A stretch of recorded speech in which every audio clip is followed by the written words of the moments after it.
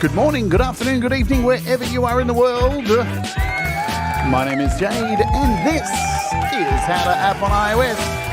And today we are going to be continuing part 2 of Russ8889's documentary, Dogtrax to Delicate Giants. Oh yeah. So kick back. Boom, boom, boom. And we'll get this thing started.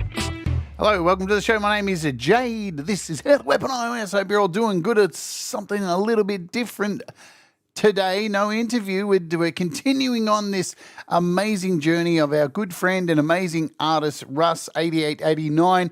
A few months ago, we did part 1, which was called Disco to Dogtrax.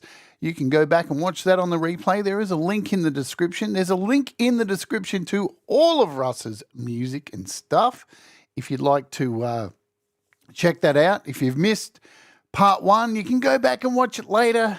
You know what I'm saying? I hope you're all doing good. As always, I want to welcome our Wart Warriors to the show. For as little as exactly $1 a month, you can become a Wart Warrior and you get cool custom emojis. And you'll notice if you are a Wart Warrior, in the emojis today, there are 3 Russ emojis. And there are also emojis for Dean, Jamie Mallender, and Gary M., who are now the members of the Delicate Giants. The Delicate Giants is a band now. Yes, believe it or not, folks, it is a band. So the first 2 albums from the Delicate Giants was pretty much Russ and his cousin Gary. And now over the last year, Russ has been working on a brand new Delicate Giants album with Jamie Mallender, Dean, and Gary, who's here in the chat as well. And they all have their own emojis. I've heard the new album because I've been mastering it. And let me tell you, it's sick. Forget the last 2 albums. This one is amazing. Yeah, so I don't know when it's coming out, but we'll hear a little bit of it on this show. Okay, so a few things I need to do. Let's say hello to you all. I want to thank you all for being here. Let's do a bit of a roll call. Hello, Joe Glenn and Thomas Christ, of course. There's Stu Mayhew. Welcome aboard. We've got family members here as well. And Michael Thompson, what's going on? There's Russ, the man himself. We got SM Borthwick, hello. And Cold Acre, what's going on, my friend? Midnight Bandit, Metalhead Hippie. Boom. Mateus, what's happening? And there's Gary M., guitarist for Delicate Giants, Russ's cousin. Welcome, Gary. Jenny Jolivet is here as well. DOA's in the house. Ed Zielinski, what is happening? We got, who else do we have? Let's scroll. I'm excited for this. I haven't seen this. I haven't watched it on purpose because I want to enjoy it with the rest of you.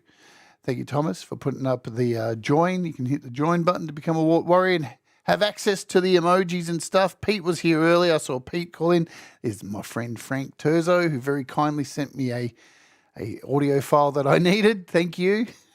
Michael, hello. Doug Kittle, what's happening? Is there anyone I've missed along the little lines here? I think I've got most of you. If I've missed you, just yell at me. And I'll come back, and just in case I've missed any of you, yeah? All right, so I do need to let you know that today's show is sponsored by our amazing friends at DistroKid, yeah, because we love DistroKid. DistroKid is an amazing streaming service. I've been using it for many years. I was using it before it became cool to use DistroKid. Yeah, I think I started using DistroKid in about 2016. I think it was when it first kicked off. And if you sign up to DistroKid to release your music, we'll tell you about the plans and use this. Fancy graphics, look at that. distrokid.com/VIP/Jade Starr. You'll get 7% off your first year across all 3 of these plans here. Yeah, so the initial plan, the basic musician plan is $22.99 billed annually. It's a $2 almost, under $2 a month to have all your music released. Unlimited songs and albums, lyrics, Spotify checkmark, royalty splits, which we'll talk a little bit more at the halfway mark of this show. And you get to use the amazing app that is available, the DistroKid app from your iOS device. Yeah, so you got all that. And a whole bunch of tools that you can use to promote your music as well. There's a second plan, the Musicians Plus plan, which is $39.99 a year. And you get 2 artists and a whole lot of extra things there, like customizable release dates, pre-order dates. You can have your own record label name if you want to do that as well. I use the ultimate one, so I've got 7 artists, but you get 5 artists for $89.99. And my renewal is up on Monday. So have I got my money's worth this year? Well, guess what? I sure did, because I've got enough money in my kitty to pay, and I just withdrew all my money yesterday. So when it gets taken out of my bank account on Monday, I've got the money to cover it. So thank you, DistroKid. See, it pays for itself. And yeah, awesome stuff. So DistroKid sponsoring the show.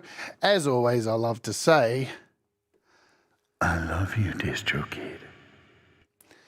It's a relationship, mainly me and my DistroKid. Who sung that song? Anyway, let's come back over here. So we'll have a little break halfway through the documentary, and we'll talk a little bit more about DistroKid. Also, because they have been a sponsor of this show for such a long time, and I really do thank what they do. I couldn't survive without them. Hello, Falco. Guys, if you missed Falco's show yesterday, it was so much fun. I had a great day yesterday watching your show, Falco. And he creates a really fun space to go and hang out with. So go and sub up to Falco. He's a good fun dude. And yeah. All right. So I know what you're all here for. You want me to stop talking bull crap and get on with the show. Yes, I have a love relationship with DistroKid as well, Pete. I think we all do, man. Anyway, let's do this. So this is part 2. It runs for about an hour and 50 or so. Yeah, so you grab yourself a snack and stuff. It's got lots of music through it. It's going to be cool. Whatever Russ touches turns to absolute and pure. Here we go. That was my honest opinion. Oh, dear. All right, let's do it. So this is part 2 of Russ's documentary, which is snazzily titled Dogtrax to Delicate Giants. Let me bring the screen up. Wrong screen. There we go. And I'll see you back shortly. I'll be in the chat hanging out with you all. Hope you enjoy it. Let's do it. Boom.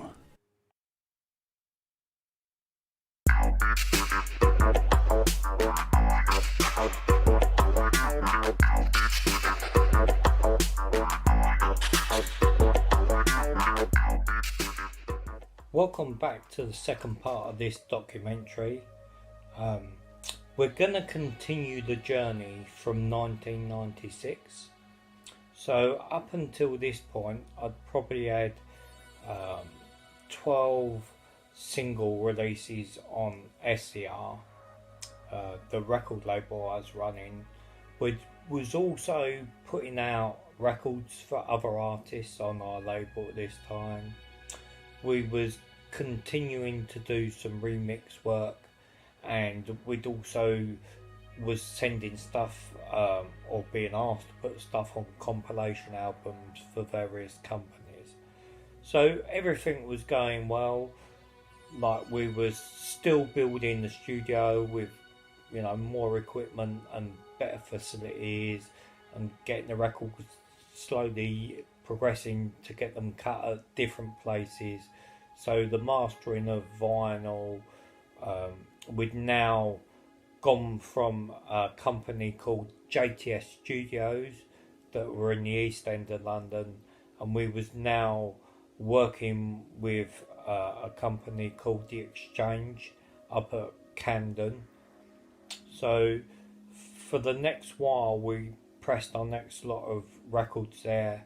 We was getting distributed by Pinnacle Records that were down in Orpington in Kent, and they had a subsidiary, Winsong, which was now distributing all our records to the rest of the world, where Pinnacle was distributing them just in the UK regions. They was putting us in record shops like Virgin and HMV and stuff like that. So the mainstream kind of record stores and the smaller dance stores were getting hold of our stuff now.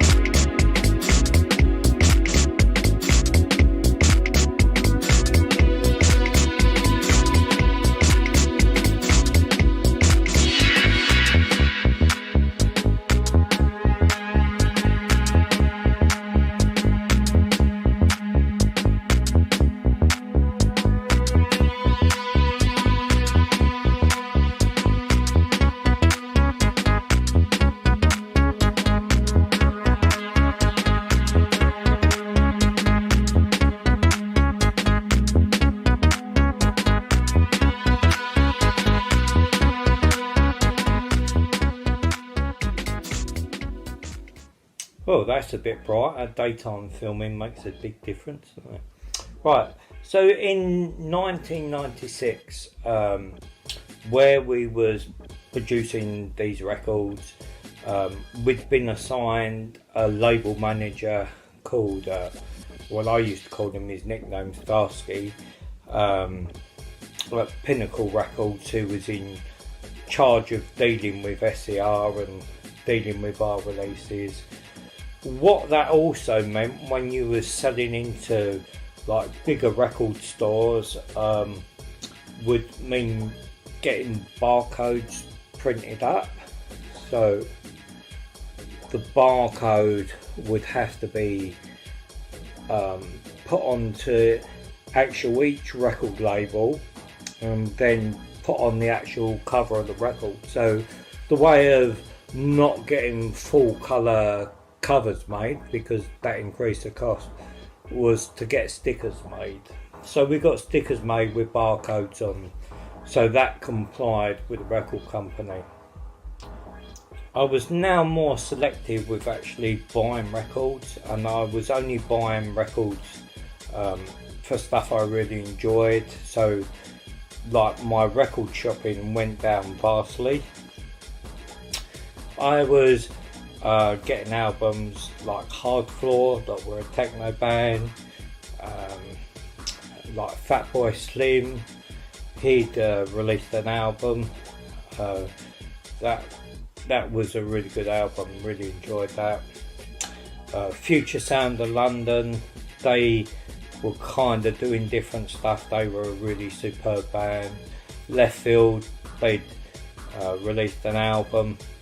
So like the music scene was still really good, but my own personal shopping was now going into junk shops and like looking through all the old records to find old disco breaks, and like my whole record sort of collection was totally changing to find records that I could take samples from.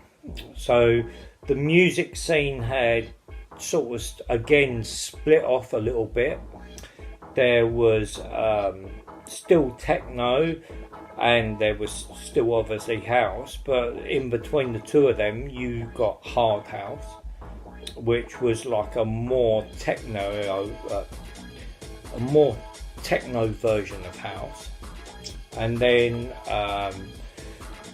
there was still garage, so there was a very American, like New York garage sound.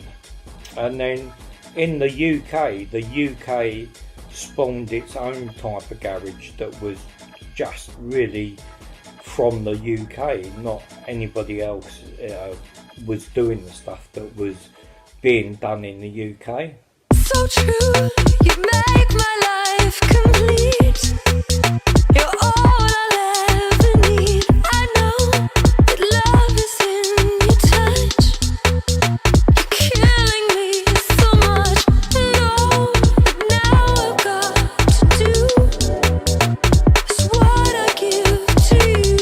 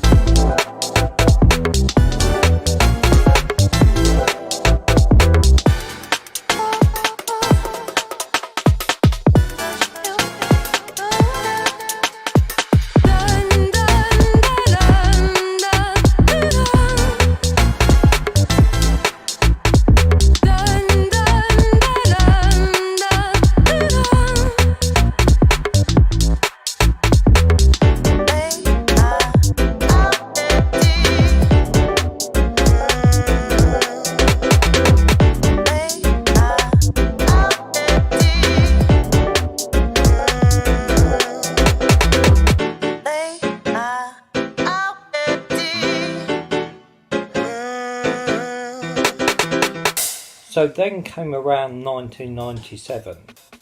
So this was a good year in respect of we'd now been asked to write an album for somebody. Like there was a bigger label than ourselves that were willing to back us and let us put together an album. So we spent pretty much the most of 1997 putting together an album, and it was also a great year because Chelsea won the FA Cup for the first time that they hadn't won since 1970, so that was a great year. I was very much into my football and Chelsea football at that time. So I was really in the swing. I was being able to go away on holidays every 3 months, and like we were just working on this album, getting this stuff together. So as far as releases for the actual record label were concerned, it was a very quiet year. It actually kind of dulled off because we were so busy just working on this album and trying to get like the album right. So this was, you know, my first album that I ever done. So, you know, we spent a long time perfecting it, getting all the mixes correct, getting everything sounding good, making sure there was a good flow to the album, all the tracks were good tracks, and that's how we pretty much spent most of 1997. So then in 1998 was a bit of a topsy-turvy year because the people that we'd been working on this album for the last year just went very quiet. Like things happened and like there was just no sign of this album coming out, and we kept ringing and finding out because unfortunately we'd given them the master DAT of all the albums, so a year's work was there on this DAT tape that was sitting on a shelf that wasn't really getting done. So we hadn't officially signed a contract, everything was kind of verbal at that time, but all in good faith, and there was never any reason to believe that it wasn't going to happen.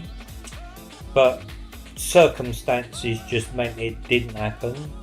So we'd then gone for the whole year of not earning any money from our record label.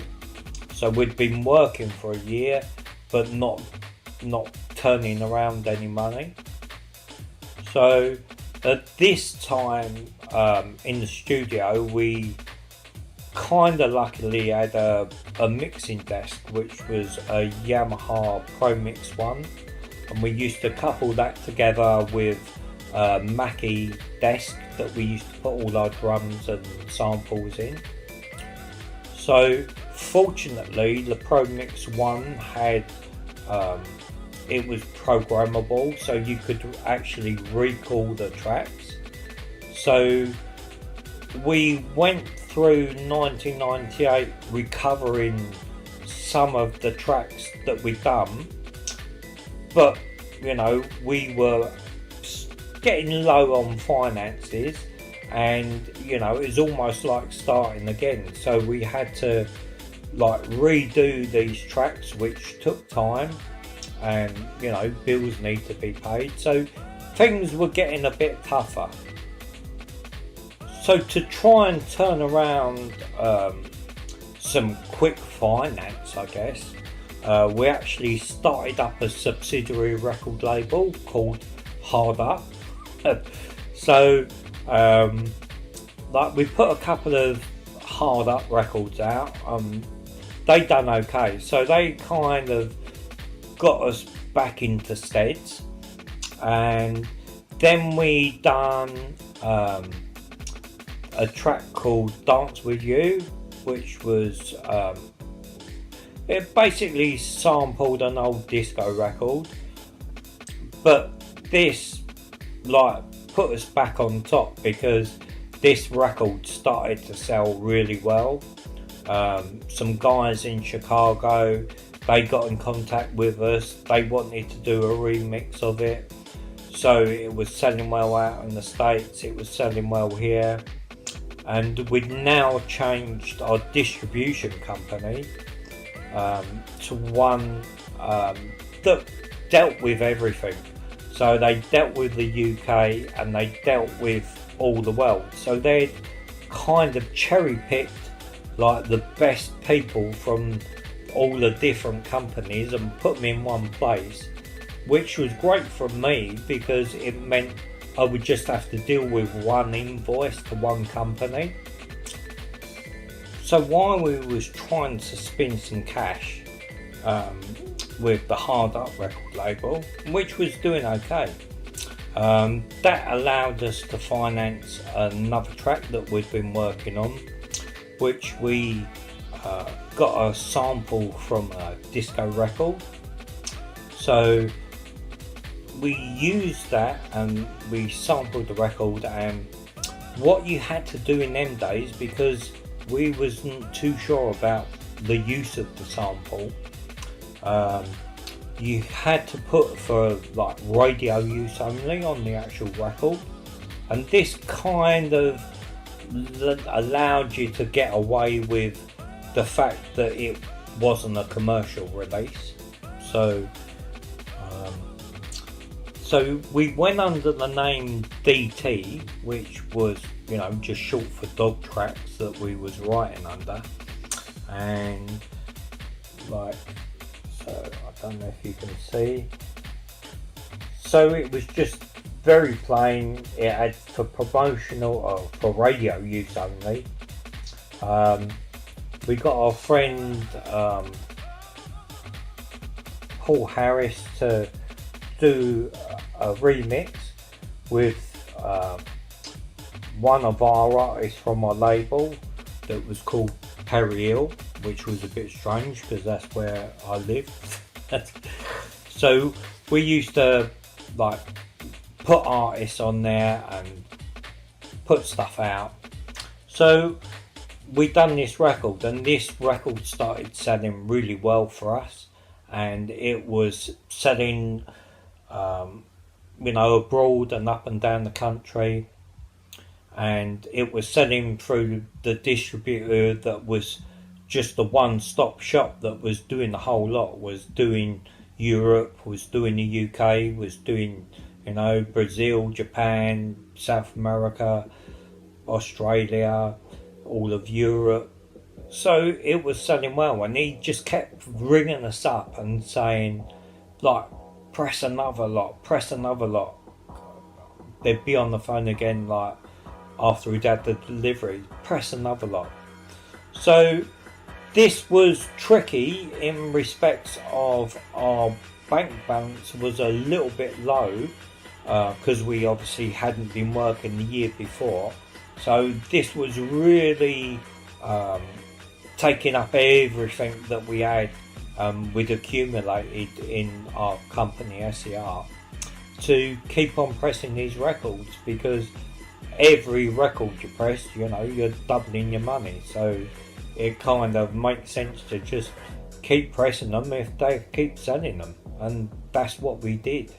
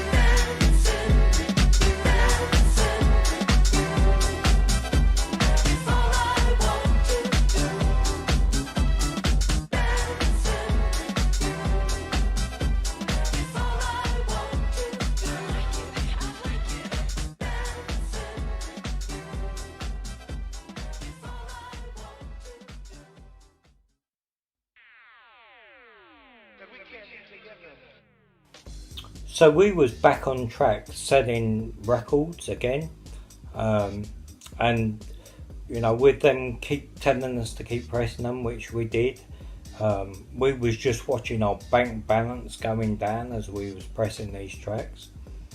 Then one day, my friend Hugh, he phoned me. He was from the promotional company that we were working with, and they happened to be in the same building as a distribution company. So that was handy. We could go and see them and then pop in the distributors and chat with them. So it was all convenient. And he phoned me up and he said, I've just walked past their office and it's empty. So I was like, what do you mean you walk past their office and it's empty? So he said, like, I've just looked in the window. He said, all I can see is like a photocopier in the corner. So what are you talking about? So he said, I can't see anyone in there. Like, the doors are locked and like the whole place is empty. This was after a weekend on the Monday. So we got in the car and we went up there and, you know, sure enough, like, this place was absolutely empty. You know, it was like a skeleton town. So what had actually happened is the guy that run this distribution company had been selling records for lots of people, getting lots of people to press records, send them the stock, you know, saying, oh, we're selling loads of your records, which they were, because they had all the top people from the other places. So he basically skipped ripping off lots of people that were doing music, you know, selling their records for them. So it wasn't just us, it was lots of people. And after, you know, we'd been working and ploughed all our money back into this release, because he kept saying, you know, keep pressing more and send them over, which we were. Once he'd done the flip, you know, that had bankrupted us really, because we'd piled all the rest of our money into getting records pressed, and because we hadn't worked the year before, we couldn't afford to really carry on with the record label. We had no more funds for pressing any more records, so the bills had to be paid, and basically we'd already lost the year's income through not doing the album, and then, you know, we'd now pressed up thousands of records that we wasn't going to get any money back on. So this really folded the company, because I had to pay, you know, bills on the house or the property I was renting. Luckily Matt was still DJing, so he was still earning some money, but my friend Kev, he was just reliant on what we was doing as well. So that was really the end of my record company. It wasn't through the fault of not wanting to make music, it was a financial reason, and that just stopped us from doing anything. So I stopped making music in 1998, and like, we split the studio up between me and my friend Kev with all the stuff that we'd bought, and like, I had to just downsize, and I just lost the impetus to make any more music. So in 1998 I just give up. I just stopped what I was doing and really just turned it all in. Tell you what you do, if you love that person and you love that thing, you make it up in your mind that everything's gonna be alright. I tell you what you do, if you love that person and you love that thing, you make it up in your mind that everything's gonna be alright. I tell you what you do, if you love that person and you love that thing, you make it up in your mind that everything's gonna be alright. I tell you what you do, if you love that person and you love that thing, you make it up in your mind that everything's gonna be alright.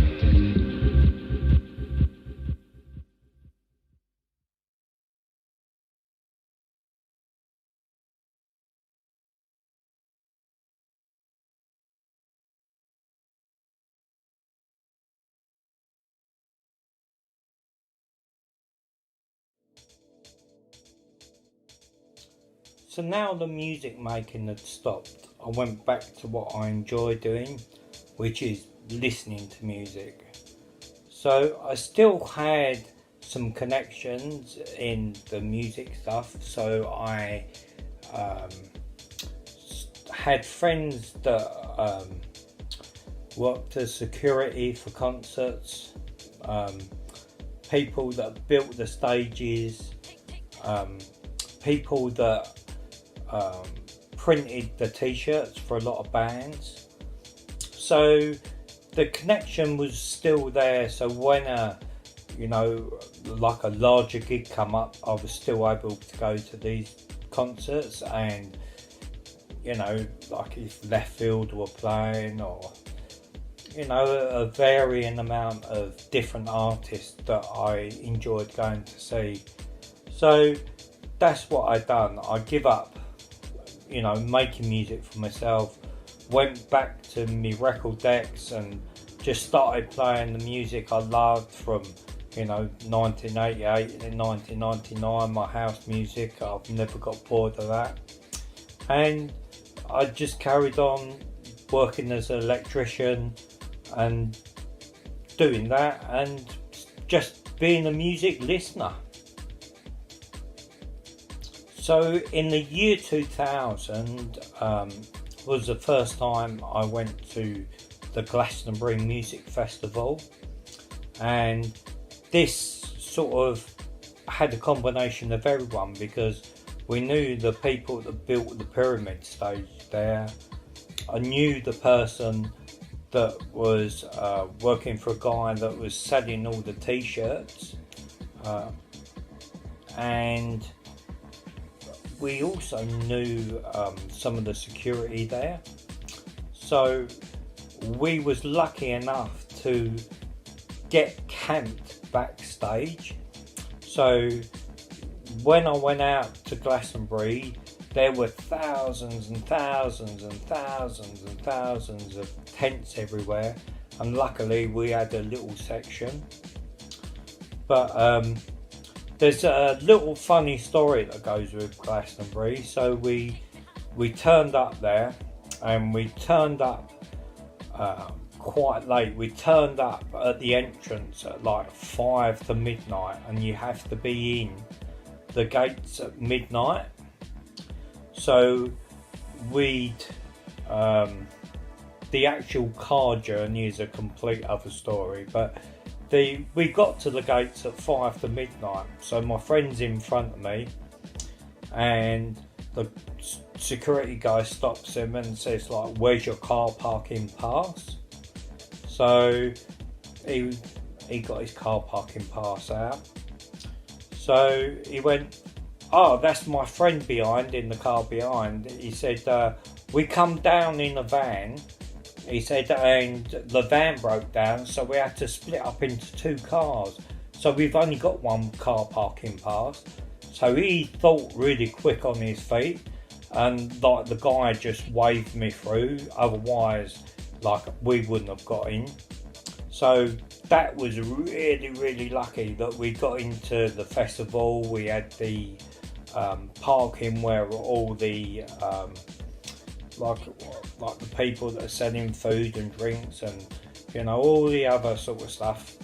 So we got in that car park. So we got to our campground, which was like a little area right in the middle behind the stage. So there was hardly anyone there at all. There was a nice set of like toilets, like all porcelain toilets, which is kind of unheard of at Glastonbury Festival. So I started to get my tent out of the bag, and as I was pulling my tent out of the bag, I was like, I kind of remember the last time I packed this tent. Like, I didn't throw the poles in the bag, they're separate, where were they?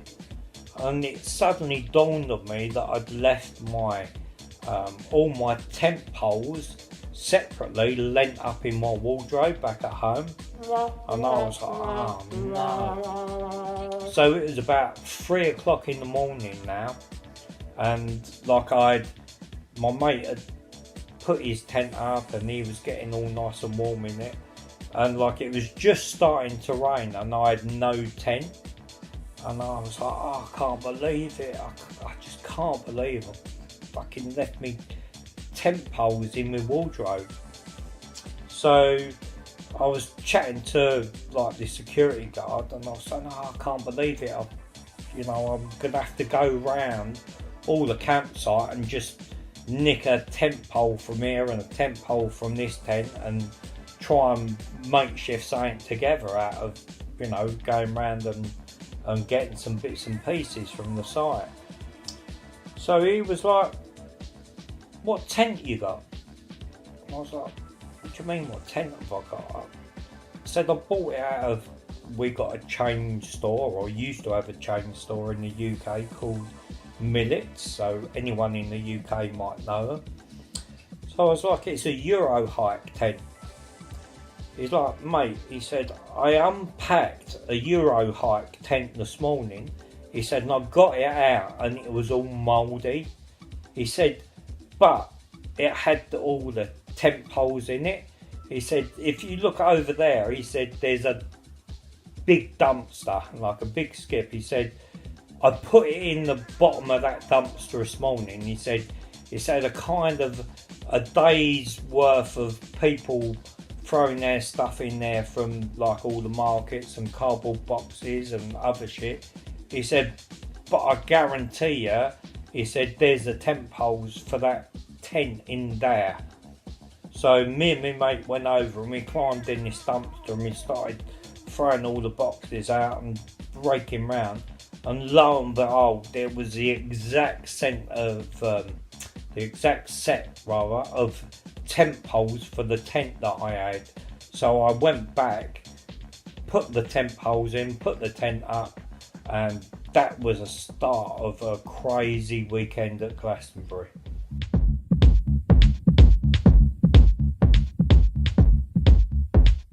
So that was the year 2000, and then for the next 12 years I was just a music listener. I wasn't making any music.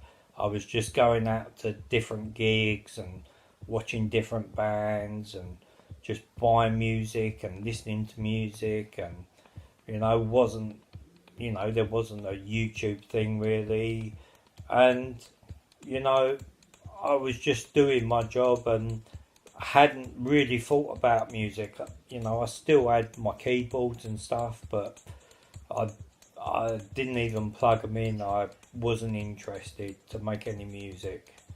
So, for a long time, for 12 years after Glastonbury, not making music, and then obviously the 2 years before that, so that was 14 years of doing absolutely nothing to do with music except listening to music.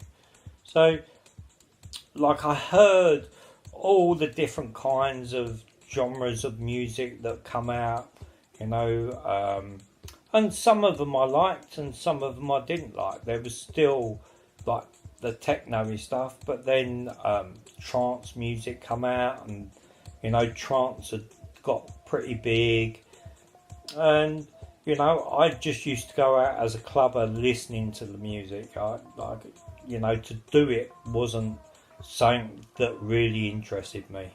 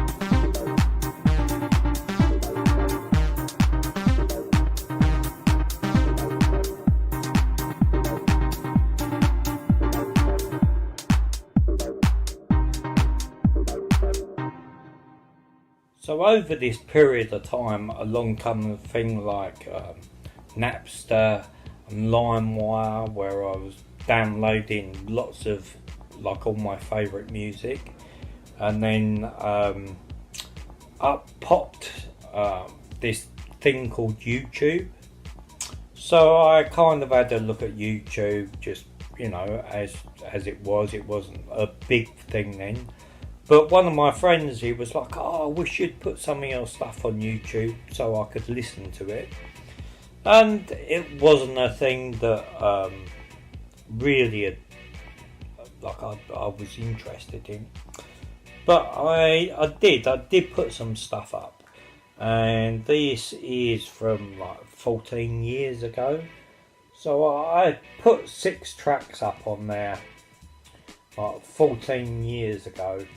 And so, you know, they would have been my first YouTube videos. And then I wasn't interested. Like YouTube for me, like it was just a thing that was there. And I was still listening to music and, you know, still listening to all the different genres of music and still liked electronic music. So then one day in 2012, my cousin come over to visit me, and you know, he's always been interested in music ever since I was young. He brought me my first keyboard, which was a Juno 60 to play with, and then got me a guitar, and like I was learning the guitar. So obviously, you know, he's a guitar player, but he brought over this little thing that he unfolded, and it was an iPad, and I didn't even know what an iPad was. So not that this one works anymore, but he brought me he come over with an iPad 1 or 2, I believe. And I went out that same week and bought this iPad, iPad 2. So a little bit chunky in them days, and the old connector on the bottom. But the reason I'd been out and bought this iPad is when he come over, he showed me this music program that you could do with one finger. Now, at that time, wasn't a problem for me, but I was like, wow, you can do all that with a finger. So I was just looking on the thing. So between 2011, I think this came out, which was the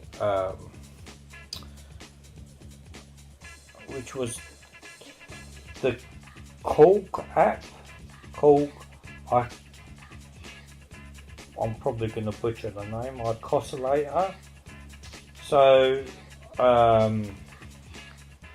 if I just open it up, so it was a up and down long app, but the main control of it was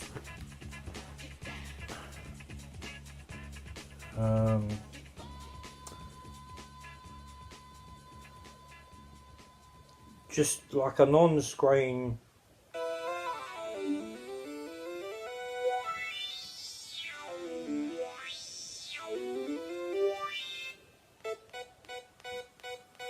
and I just thought, how brilliant. You don't need the keyboard, all you need is like where you put the high notes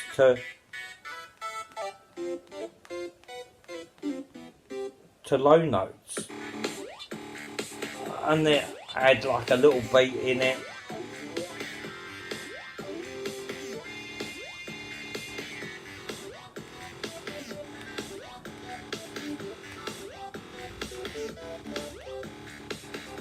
So like I was blown away with this technology, that something that you could just pick up and use your finger and make music. And like, what's it? It's got 1, 2, 3, 4.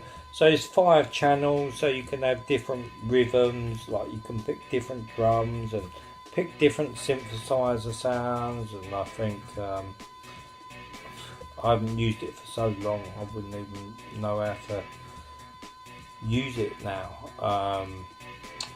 But yeah, it had like different genres of music in there, and like different synthesizers, and like I was just blown away. So that re-sparked my interest into music again, like through this app.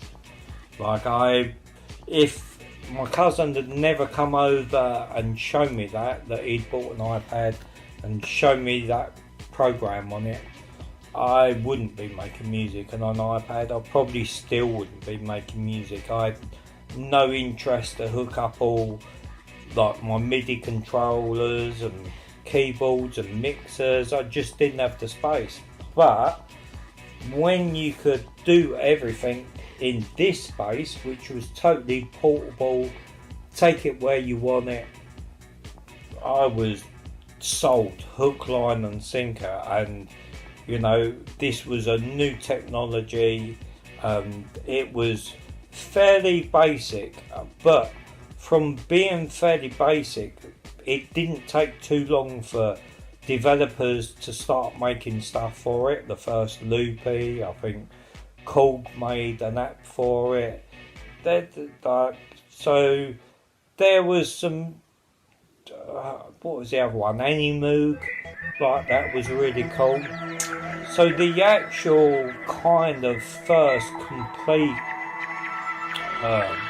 track I made with an iPad is on my channel, and like here's a little sample of what it was. So the first track that I had finished and was happy with. I'd done other tracks, definitely, but this was the first track where I was like, wow, this is really good. This is like what my old studio used to be like.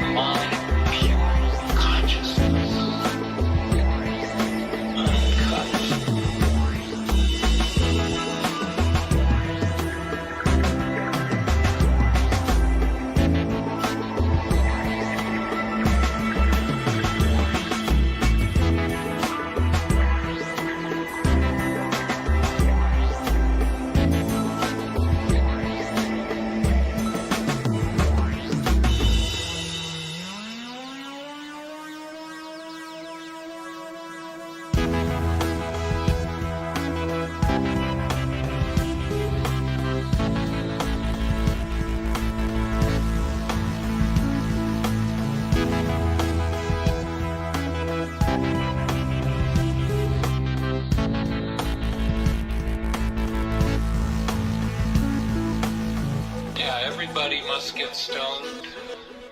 Even space gets high on light when the sun finds its vein. Stillness begins spinning, begets the atom. Hemlocks and cedars lit from their roots up. Underground mycelium fix of golden mushrooms.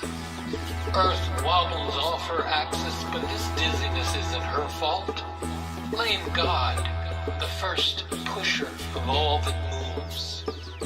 In the beginning, angels passed out cups of this stuff at the feast where we can see the galaxies. Now we nod in a fuzz of stars, a quantum snow of bliss. Oh, we're drifting nuclei, connected by dilated gazes. We've learned to mingle our roots like a giant fungus.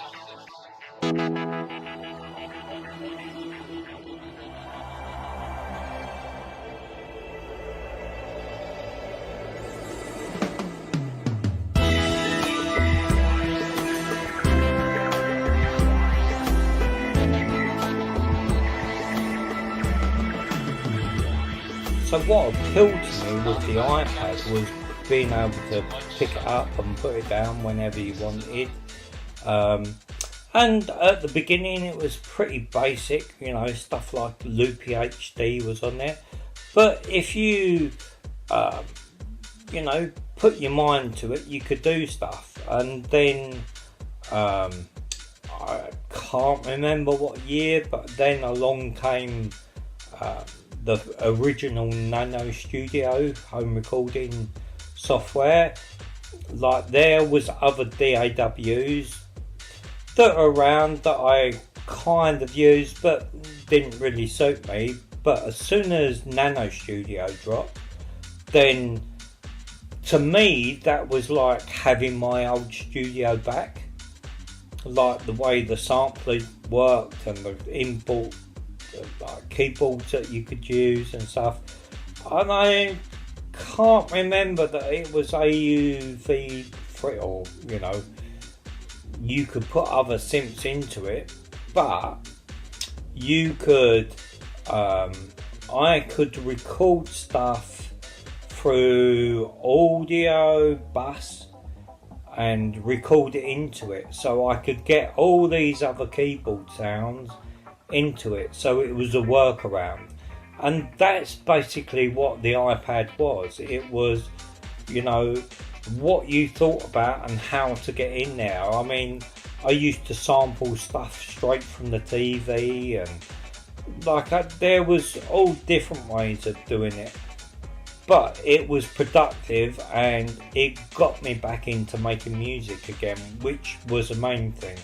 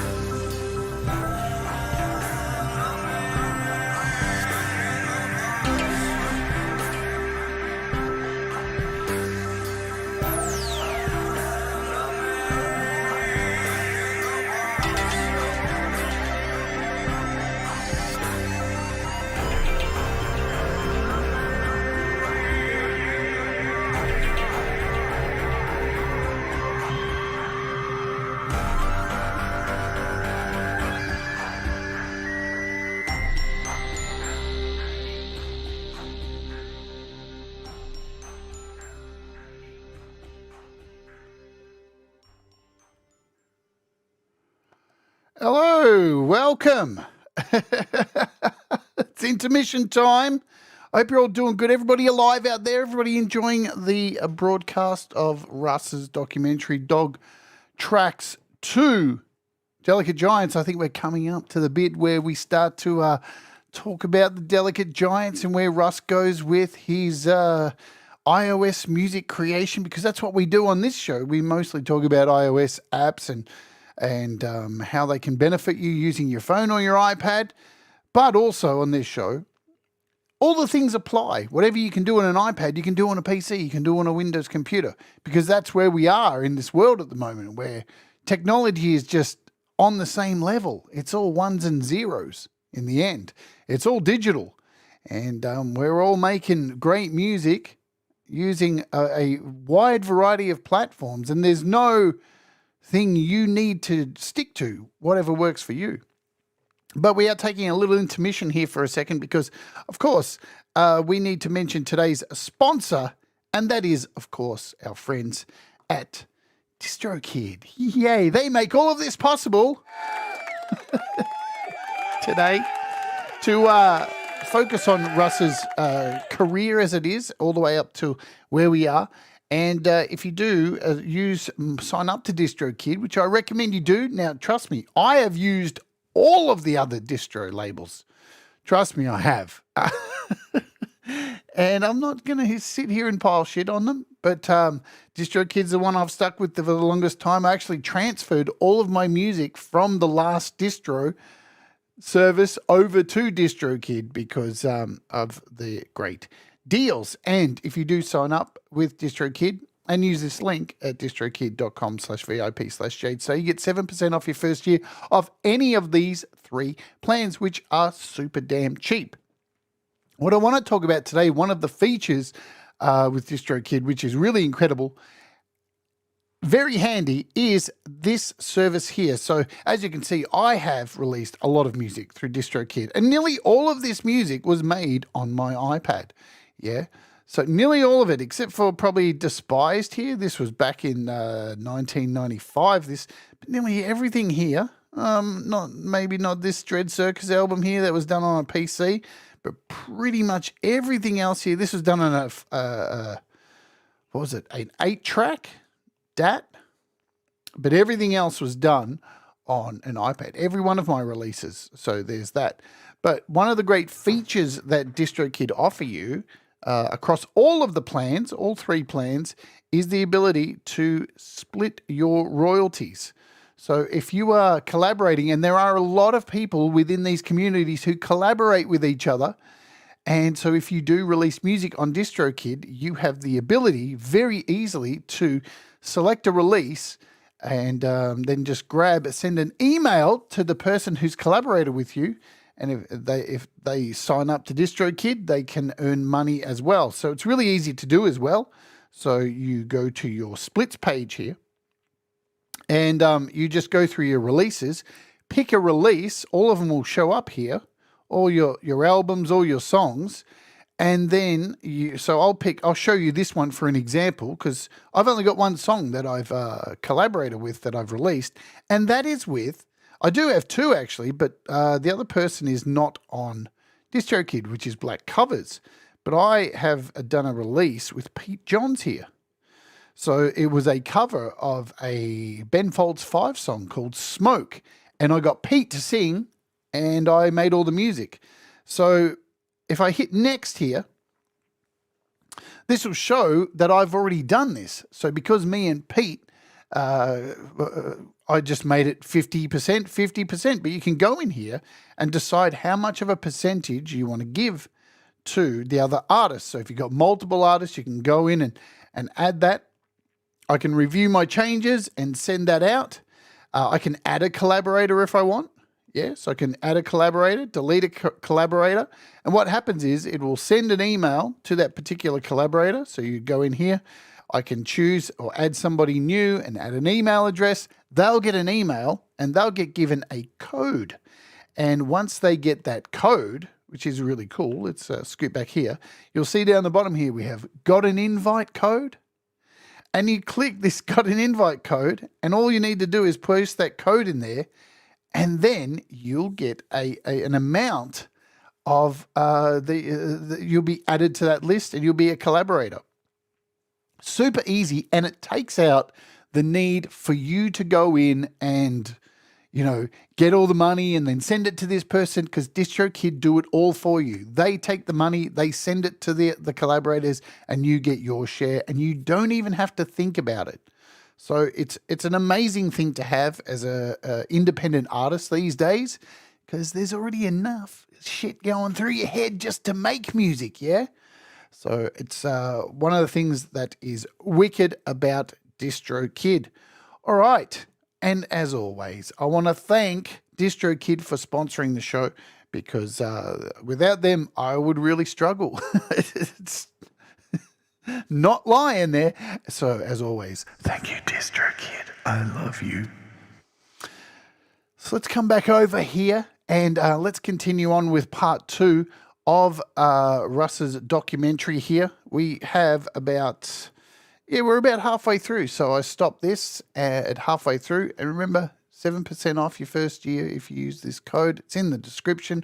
All the links to everything, Russ, all his music, are down in the description.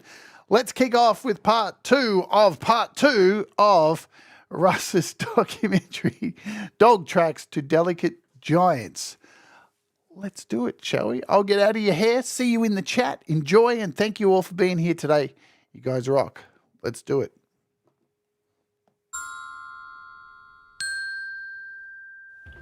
So I'd still kept in contact with my musical friends from when I was running SER. But one of my best friends, Kev, he's still dabbled in music, but he was using the PC to do stuff. But in 2015, I was making some stuff on the iPad, some sort of techno-y stuff and that. And we got together again, and we done, I think, 5 tracks together. So once we'd gone back into that genre of the way we was working, I could send him the samples, stems, whatever you want to call it. And this was quite mad, because we'd talked about doing this years and years before, when we was wouldn't it be brilliant if I could work on a bit of a track and then do something and then send it to you, and you was at home in your house and you could just do a bit on it and then you could send it back to me. And here we was with this technology. So between us, we'd put the part of the old team back together and done a few tracks, and this is one of the tracks we done.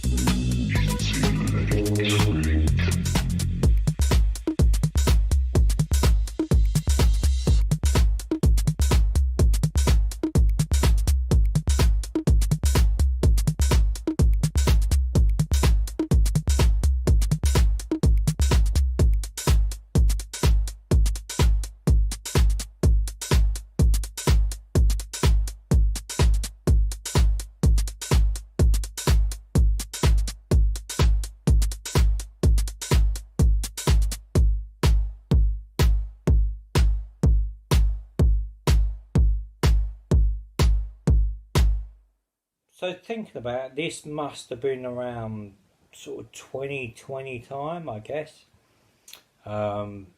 Maybe 2019 to 2020. I was, just dabbling in doing some bits and pieces and putting it on YouTube. And then in the end of October of that year,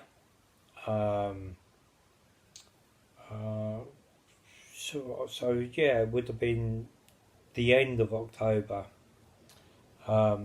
is when I had a stroke. So that kind of put a bit of a kibosh on everything. So being in hospital, and some of you know the story, there's, that's on the interview with Jade, so if you want to watch that, you can go back and watch it. But there was, I wrote a track in hospital.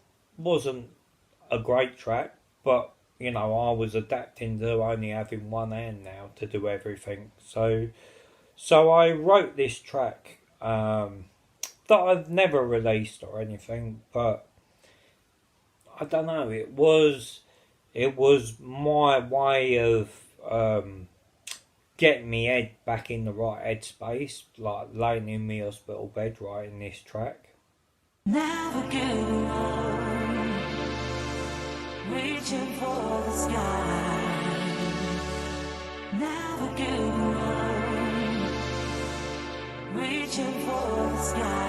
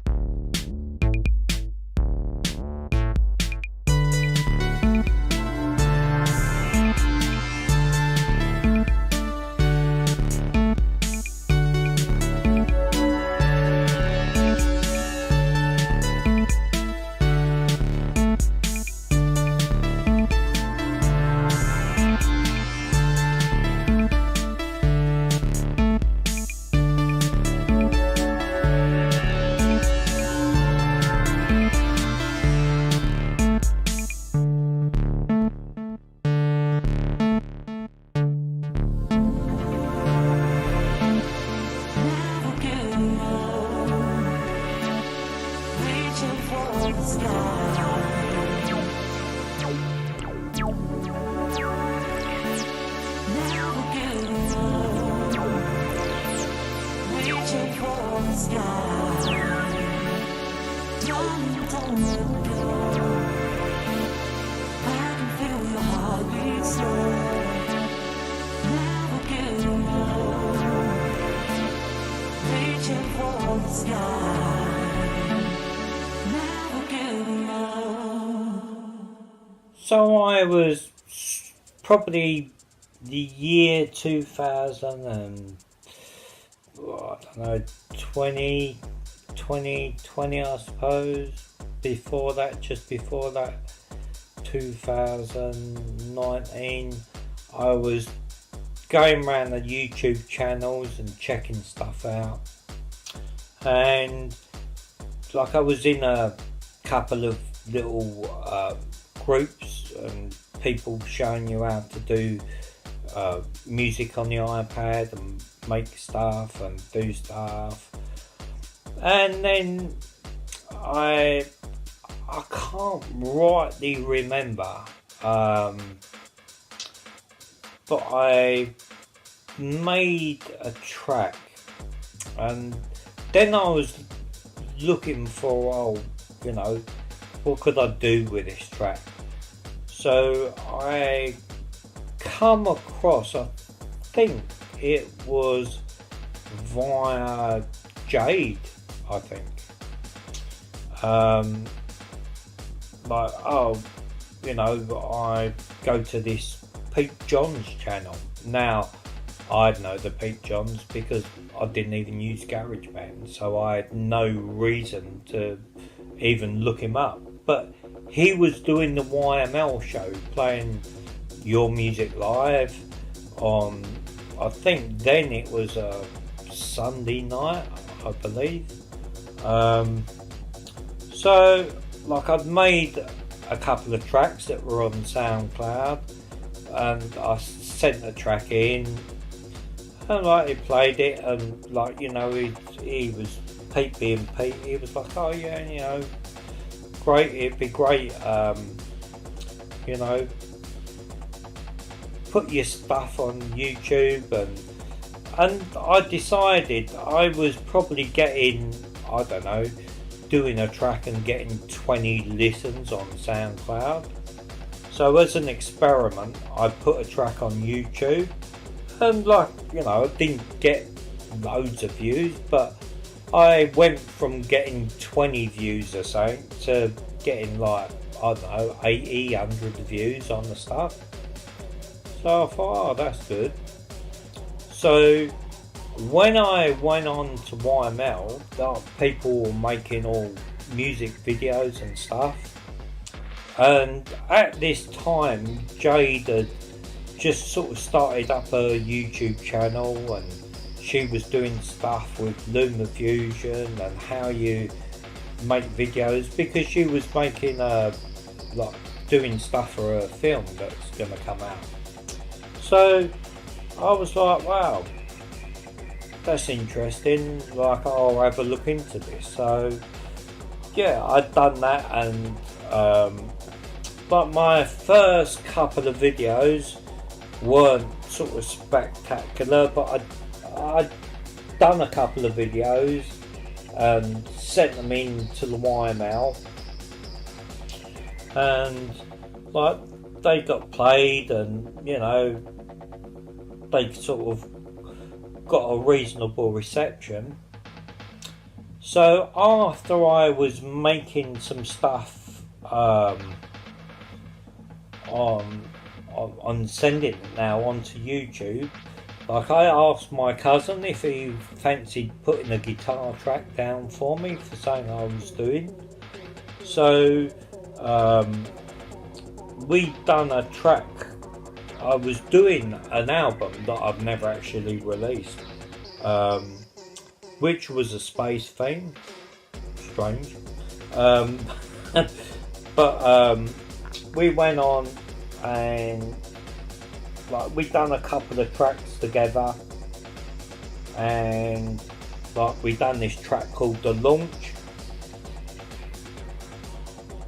So this track, done pretty well. So my first actual track with my cousin after all these years of us both doing music, but he'd never come to my studio and done any music, and like I'd never, you know, dreamed of working with my cousin. So yeah, we've done this track, The Launch.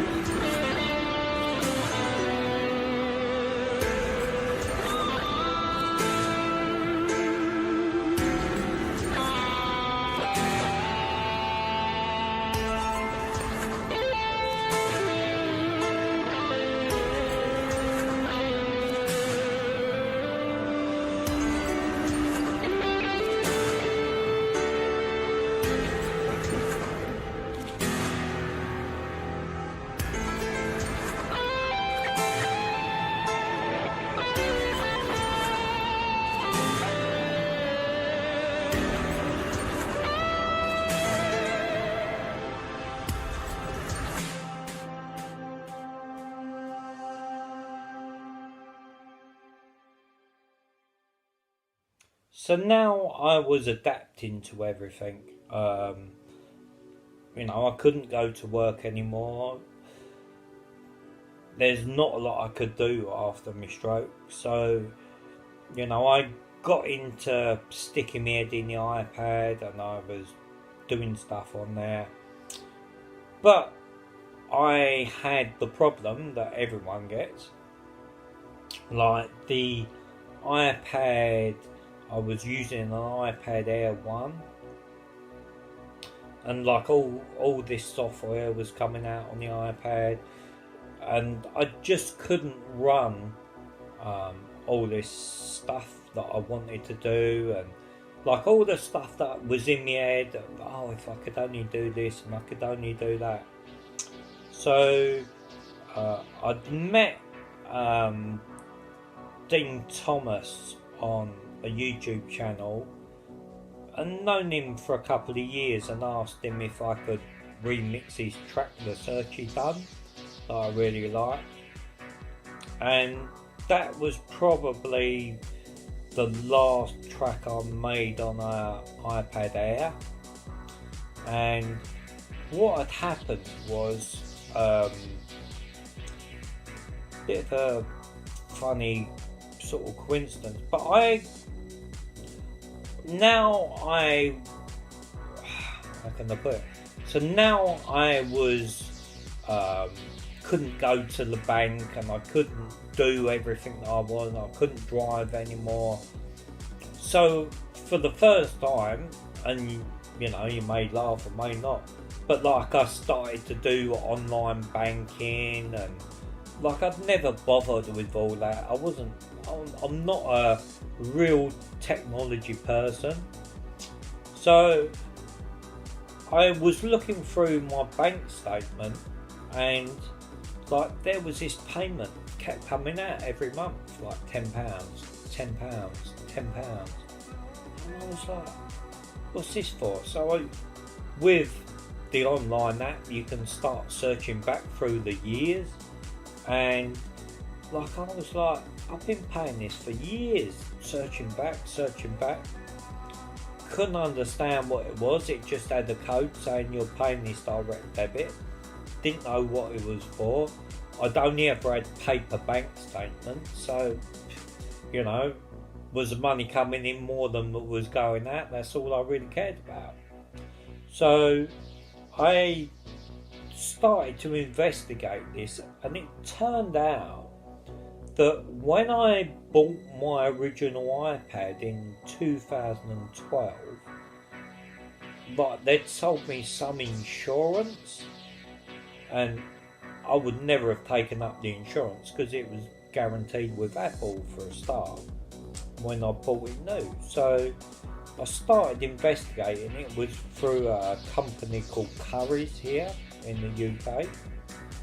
So I got to speak to this person, and I was saying, look, you're taking this money out for an iPad that doesn't even work anymore.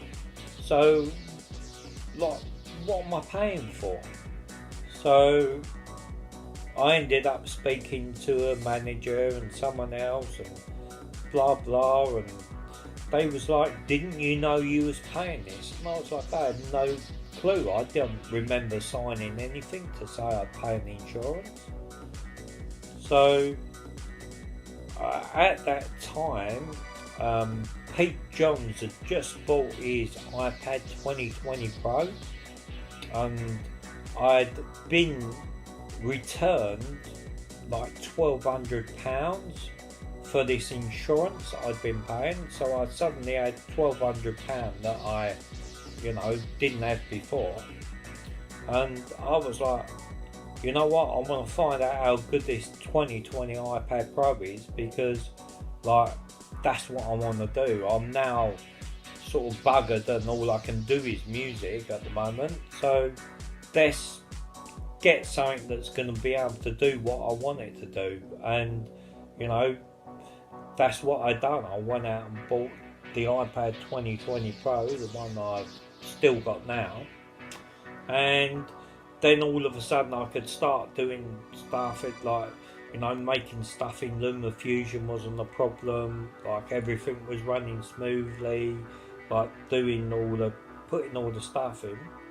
So I started up writing music some more and sending the videos into the YML channel, and it would have been probably January 2021, and like I sent in the videos, and only jokingly Pete Johns was like, oh yeah, that's really good, blah blah blah, because I've now started making videos. He's like, I bet you couldn't keep that up every week, and laughed. And it, you know, he only said it as a joke, but in my head I was like, yeah, I bet I could. So that's what I'd done for the next year. I was watching Jade's show, and like I was just making music and making videos, and like for that whole year, I released a track and a video every single week.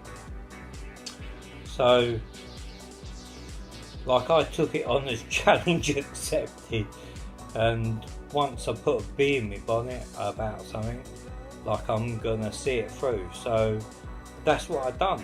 I made a video and a track every week for a year. So goody old two shoes me.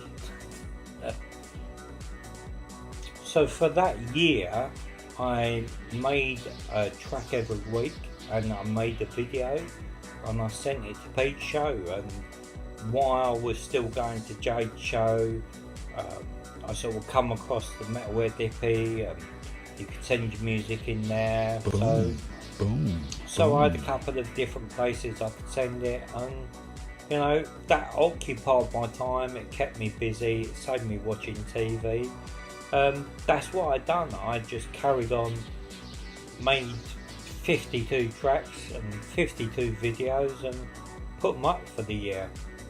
And within that year, I wanted to always do a cover of In the Air Tonight by Phil Collins. I just really loved that track. I don't know what it is about it. It's just one of them tracks that I'd always enjoyed.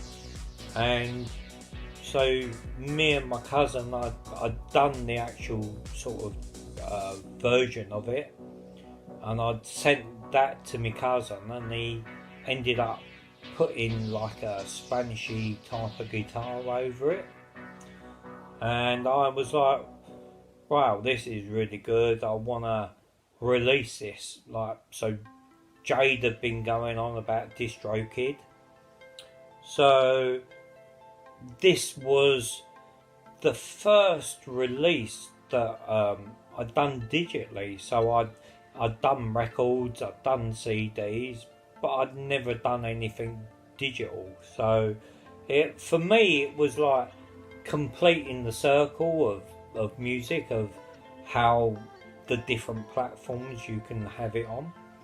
So that's what I've done. We got together, we made this track, and then I was like, right, we should call this a different name. So we couldn't really think of anything. So I always remember watching a documentary about David Bowie, and I can't remember if it was for Ziggy Stardust or one of his other albums, but he just wrote all these different names down on bits of paper and threw them up in the air and just picked two of them up. So I thought, well, that's as good as way as any, isn't it? So I wrote down different things on bits of paper. The delicate bit actually comes from The Delicate Sound of Thunder from Pink Floyd. I was like, right, delicate. I used to watch I think there was some NFL on the TV, and the New York Giants were playing someone. So I write Giants, so I wrote down different random names, threw them up in the air, and picked 3 pieces of paper up, and it was like, The Delicate Giants.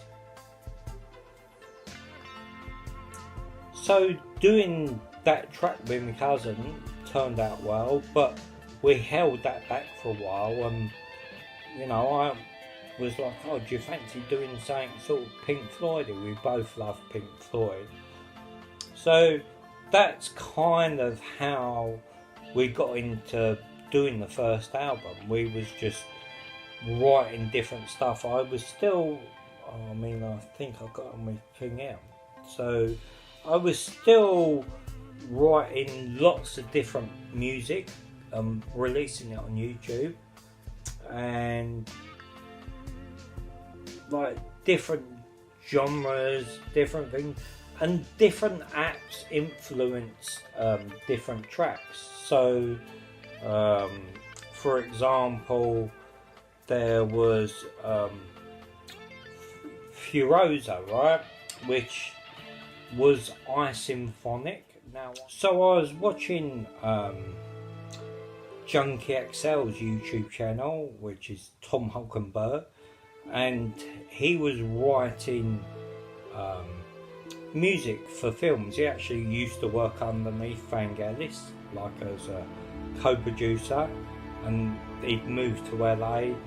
He'd done some various dance tracks under Junkie XL, and I think he even had a track on the original Wipeout game by Sony.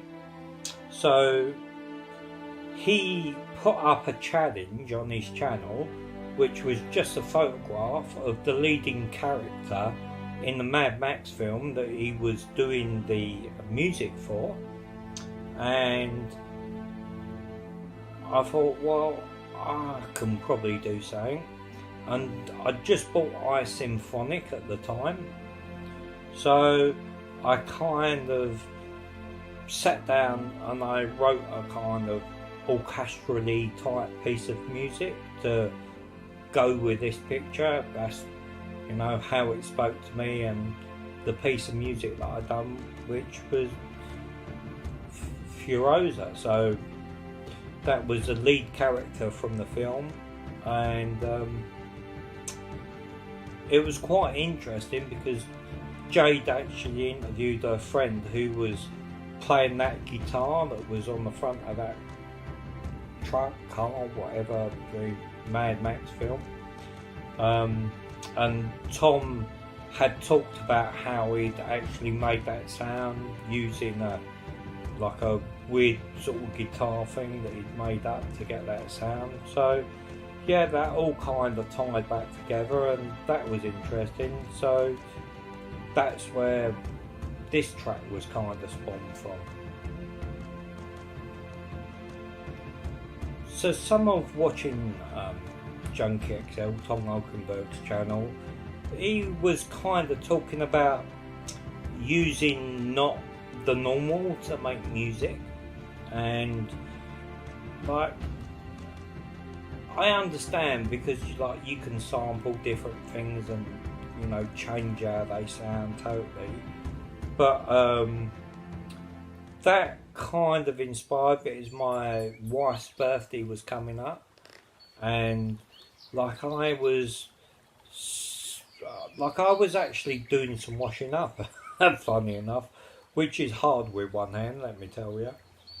And as I was doing it, it was splashing the water, and I was like, that sounds good, that would be a good sound. And I was into, or had been into, aquascaping with big fish tanks. So I had a fish tank. So I filled the fish tank up with water, and I wrapped my iPad in cling film so it didn't get wet. And I sat on top of the fish tank, and I just started splashing around in the water. And I got some different samples of all the water splashing, and then I kind of made, put them on separate pads on Nano Studio 2, and then made a rhythm out of them, and that was the basis for the track, Where Rivers Run Wild. So that's kind of how that track came around.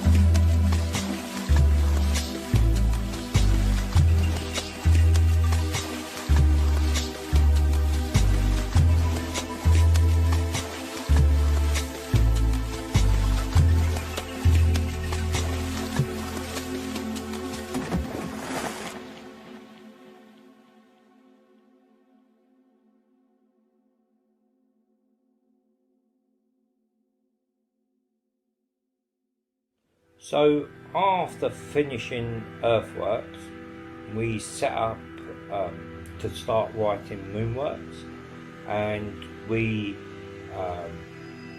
started with a theme of like space and, you know, to keep it quite mellow. And I went to the States because my missus wasn't very well, and so I went out to see my wife, and I actually caught COVID while I was there, so I had to lock myself away for like 10 days in a little room. Boom. So between us, me and my cousin managed to, like, it was probably over a 3-week period in all, but we wrote 28 tracks, and like we ended up doing the Moonworks album, and like I'd done like an extended video on Jade's channel that's nearly 2 hours that you can go and see, and that really was, I put a lot of work into that, and that turned out really good. It was, you know, more like a kind of, I don't know, a little film, I guess. That's how it ended out. And then we had so many tracks left that we didn't actually put on the Moonworks album. We wrote a couple of new tracks, and then we done the Moonworks Eclipse album. So that's, you know, was a delicate chance on their 3rd album. So then Songtember was coming up, which is Pete's, you know, make a track in a month. And I'd been speaking and emailing with Dean, and I was like, do you want to put drums on this reggae track that I've done, which was the Reggae Giant, as it turned out to be? And he was like, yeah, sure, I'd love to do that. So Dean then jumped on board with his drumming for us, so that gave us another dimension to our sound, and that was really cool. Me and Gary really liked what he'd done, and like everything sounded good. It gave us a bit more sonic depth to our sound, which was great. So for Songtember, the 3 of us, now the 3 Delicate Giants, put this Songtember track out.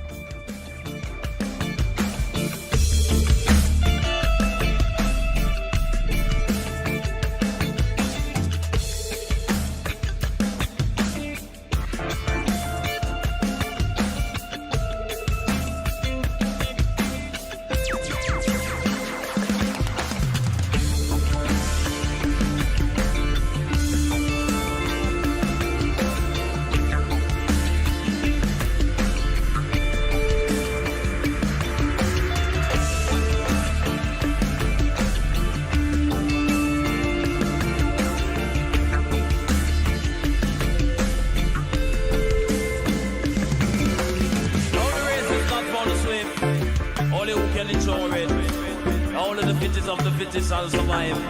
And when you start to survive, just keep yourself alive. Saying, it's the last day I know.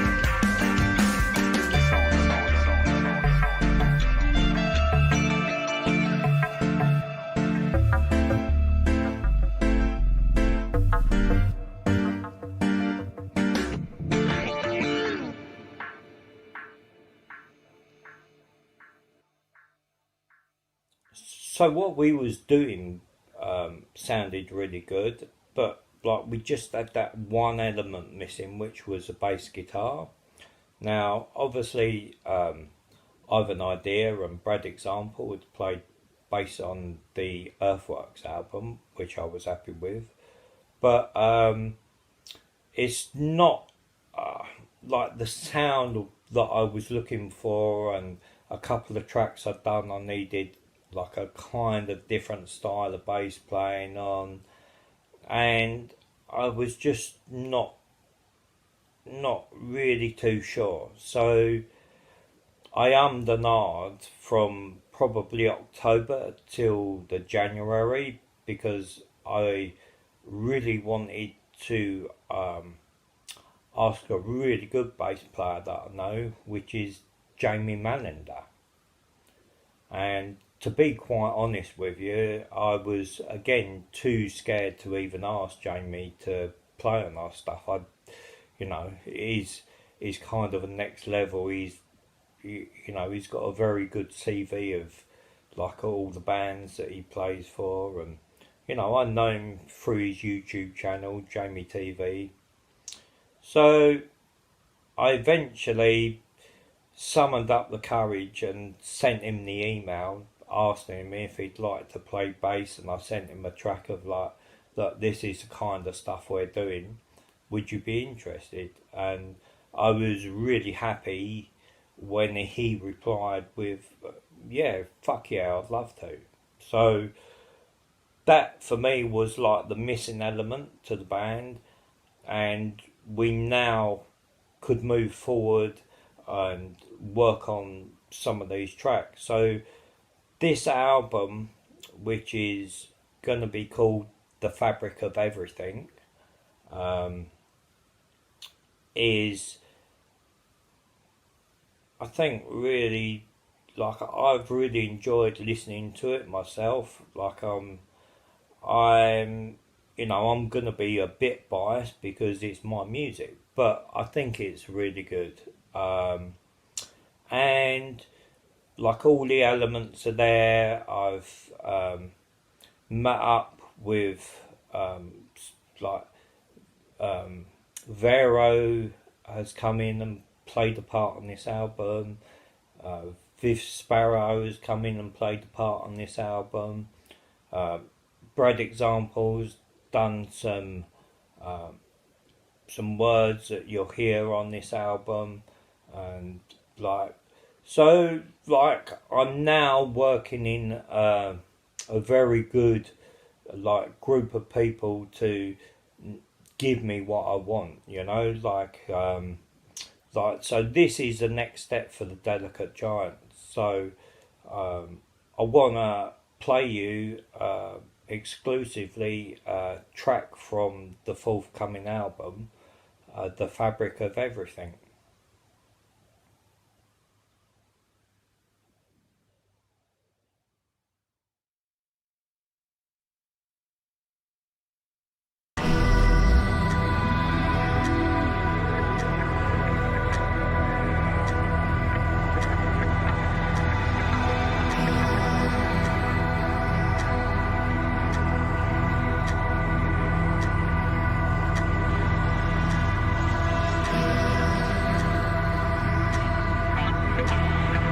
It's just a matter of time.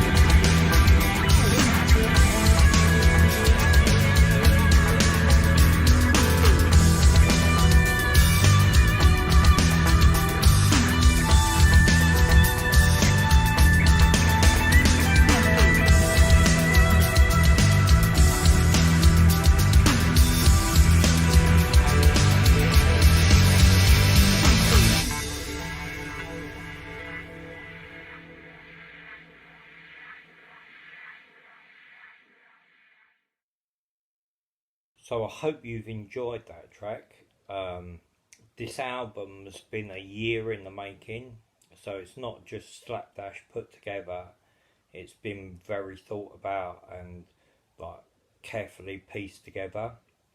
So I would like to thank Jade for her channel and giving me this opportunity, and just personally thank her for the help that she's given me on my journey.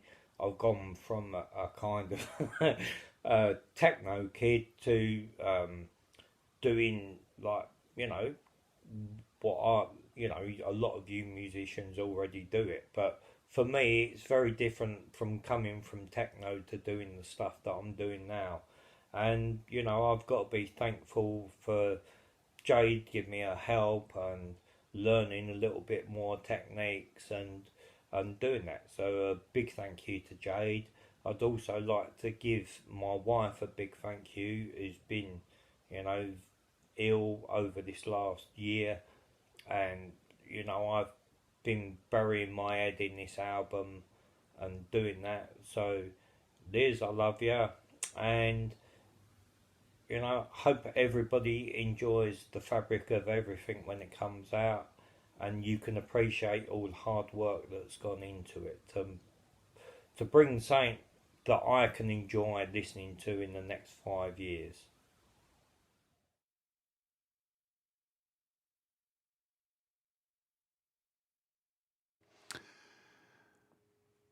Wow.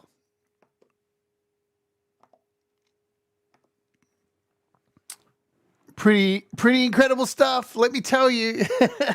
Let's give that a round of applause. Thanks, Russ, for putting together such a insightful, cool flashback into your life. So it's a 2-part series.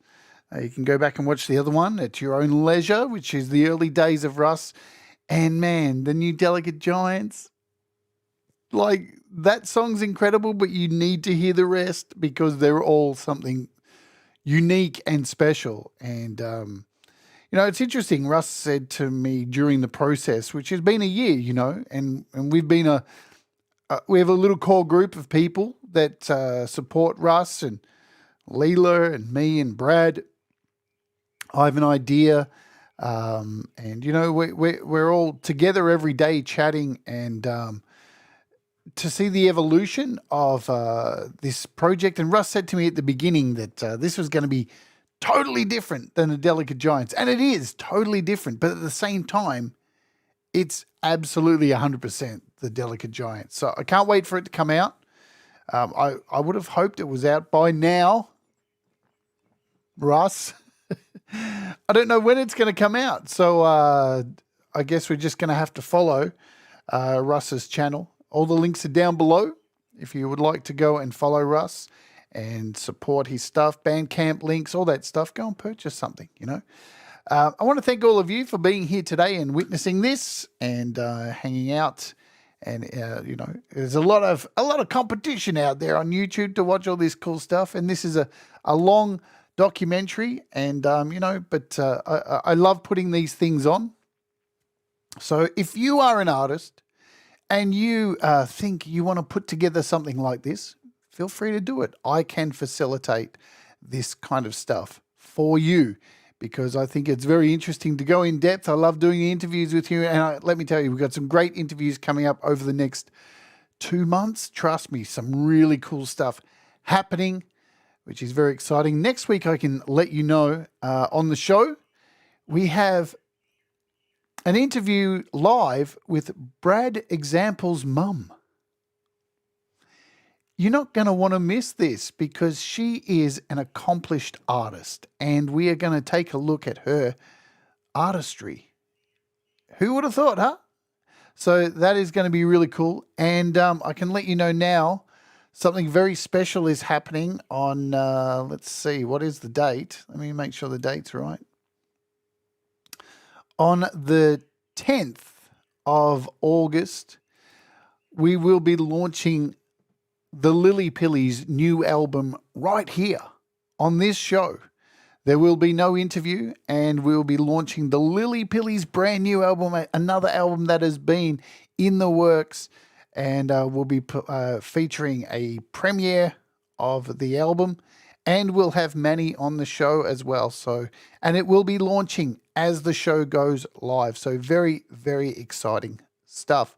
Let me give you a little bit of a rundown of what's happening this weekend. So hopefully you can come and join me here on this channel. We will be continuing the craziness of the opening hour where I'm playing your songs. And I spin the wheel and your song could come up. There's a list of like 30 artists on this. And you got to come along to see it. This will be running over the next few weeks. So there's lots of songs I've got to get through. So hopefully you can come and join me for that on the weekend. Links, you can make sure you subscribe to the channel and all that stuff as well. Lastly, before we get out of here and let you go and enjoy the rest of the day, Dom and Chris have their show coming up too today. So head over there and hang out with them too as they chat a lot of shit for a couple of hours. You know what I'm saying? And I need to... Also, what was I going to do? My brain's not working. Oh, that's what I was going to do. I was going to let you know and thank once again our wonderful friends at DistroKid for, again, sponsoring these amazing special shows that we put on. Remember, you can sign up to DistroKid using my link here, distrokid.com/VIP/Jade Starr, and you get all your music on Apple, Spotify, Amazon, all the places where the cool kids rock. Yeah, for an incredibly low price of $22.99 a year. Thank you, DistroKid, for sponsoring the show, as always. And, yeah, it's time for me to get the hell out of here. Thank you very much. Remember, do the things that make you happy. Mistakes make you better, and we'll all rise together. Thank you so much, Russ, for trusting me to do this and host your fantastic story. And, folks, keep on the lookout because the Delicate Giants is coming. Jamie Mallender, Dean Thomas, Gary M, and Russ8889. It's going to be killer. We'll see you later, folks. Bye-bye. We'll all rise together, 'cause you make me shine better.